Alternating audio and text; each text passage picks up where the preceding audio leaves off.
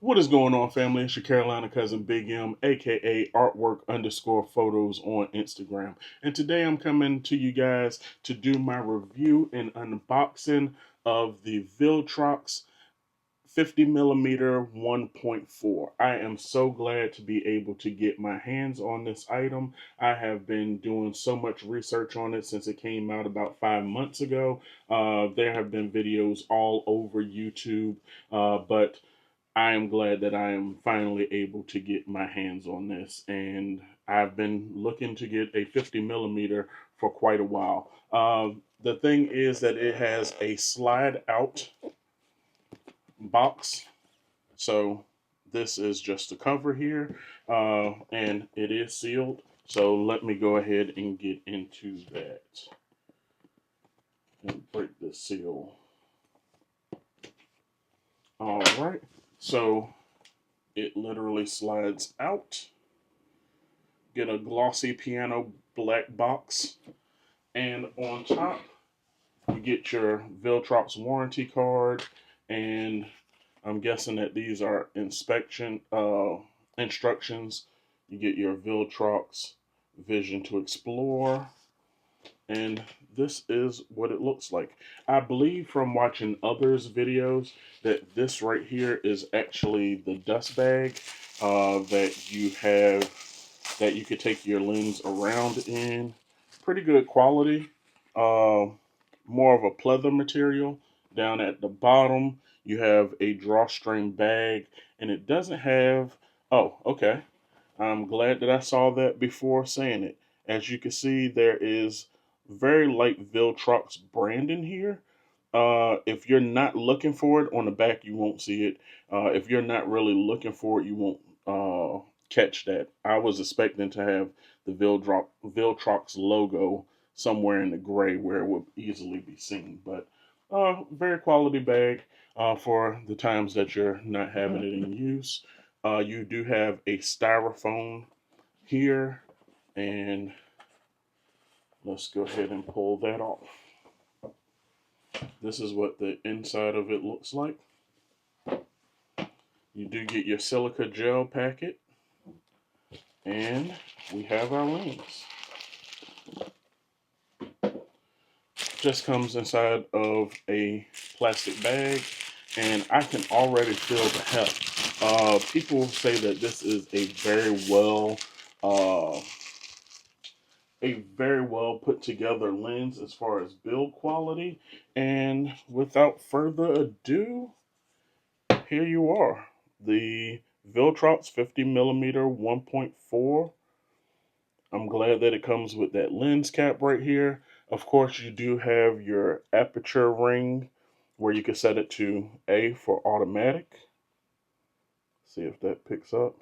A for automatic, and you can go all the way down to 1.4. People do say that this one is actually good a little bit stop down, maybe 2.0 or 2.8 is probably going to be your best bet. But when you buy a 1.4, you at least want to see what it's going to do at 1.4. I do like the lens hood that they have here.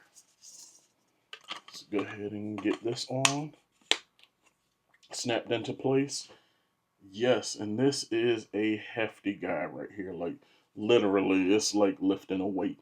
You do get your focus hole button. You do get your AF MF switch right next to the Pro badge, right next to that Viltrox logo, and then you have the Viltrox logo here. As you can see, like I stated before, the aperture ring, that's it at f4. That's it going down to f1.4. And I like the clicks. That way I know that if I am shooting, if I hear that click, that means that, you know, I have bumped it or something like that. It has a 77mm thread. I have already purchased a lens filter to go over this just to protect my lens. And let's see. That's it. Stop down at f1.4. Let's go to Let's see how that opens up. All right, let's see. Maybe it has to actually be on the camera to open and close. Okay, so that's something that I learned. Probably only going to do that electronically. But I have wanted to get my hands on this lens for quite a while. It came out about 5 months ago. That's when I started seeing people like, I believe it was Matt Bennett. A lot of the bigger name guys were talking about how this is almost as good as the Sony 1.4. The thing is that this came out around the $549 price mark, but Amazon just had what they are calling the Amazon Big Spring Sale. No, this is not a they are not a sponsor of the channel, neither Viltrox or Amazon. But this lens was $549. I've been keeping my eye on it, and during the big spring sale, it actually went down to $439. So that is 20% off for this lens, and I felt like it was now or never. I just went ahead and dove in to be able to get my hands on this. The Sony 1.4 is priced at $1,448 at this time. Like I said, you can go for $1,448 for a Sony native lens, or you could go $439, over $1,000 less for the Viltrox 1.4. Now, of course, if you are a sports shooter or something like that, and you have a body like the A75 that is going to give you 30 frames a second, you're not going to be able to get that with non-Sony glass or native glass. I believe that they stop it at 15 frames a second, but if you have a body that only does 10 frames a second, like the A7R5 or an older Sony camera. Like, I have a dinosaur of a camera, so I'm really not worried about that 15 frames a second. Um, some people may have done a comparison to this with the Sigma. The Sigma is sitting at $920 at this moment, so it's over twice the price. You can get two of these lenses for the price of the Sigma and still have $40 in your pocket for gas, because gas prices are skyrocketing. So for a person who is a amateur photographer, a enthusiast photographer, you're spending one third of the price for the Sony, and you're getting almost as good results. And I will be taking this out to do a lens review. I'm actually going to be at the Sony Creators event on August 23rd in Richmond, Virginia. So I plan to go ahead and get some shots in when we do the photo walk. The build quality to me is amazing. This is my first Viltrox lens, but to me it is, let me see, I want to say that it's just as good as quality of the Tamron. My normal everyday shooter is the Tamron 35 to 150. And if you do your research, this is like a legendary lens at this point.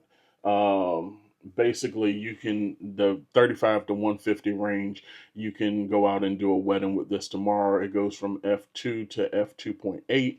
But even if you just do aperture priority and put this at 2.8, you still have the f2 to, I'm at the 35 to 150 range. So that kind of gets you out of needing that 28 to 70 or a 24 to 70 and a 70 to 200. When I'm out shooting with this, I don't need anything past 150, but I want it to be a little bit sharper at that 50 millimeter range. I want to say you're at about an f2 or f2.5 by the time you reach 50 millimeters on this lens.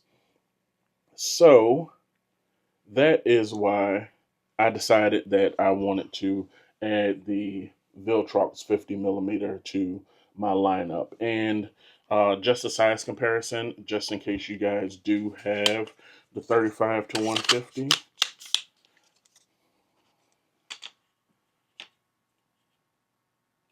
And you guys, if you know about the 35 to 150, you know how chunky of a lens this is. As far as weight, I would say that the 35 to 150 still has it probably double the weight of this, but that is a very hefty lens. So I am glad to save a little bit of weight and get this lens here. I think that they will be an amazing duo for, you know, having a fast prime and a do it all lens. So this is going to be great for the setup that I have. Um, I have enjoyed some 50 millimeter focal range ever since I got into photography back in the day with my EOS T3i, the Canon T3i Rebel.